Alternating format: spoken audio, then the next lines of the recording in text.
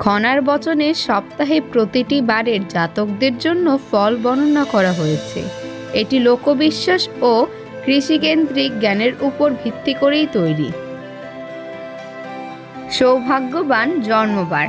এই বারগুলোতে জন্মগ্রহণ করলে জীবনে সুখ, ঐশ্বর্য ও সফলতা আসে বলে মনে করা হয়।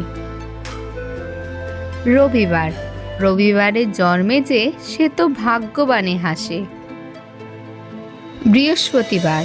বৃহস্পতি যার ঘরে লক্ষ্মী সেথা করে বাস, দুঃখ দৈন্য নাহি রহে, সুখে কাটে 12 মাস।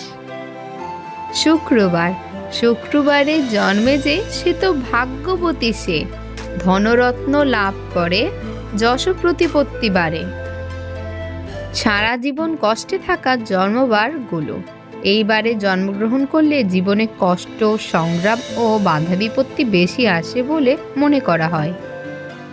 সোমবার। সোমে জন্ম যে করে দুঃখ থাকে তাহার ঘরে। মঙ্গলবার। মঙ্গলবারে যার জন্ম তার নাহি ধর্ম। বুধবার। বুধবারে জন্ম যে সে তো পরের দাস হয়। শনিবার।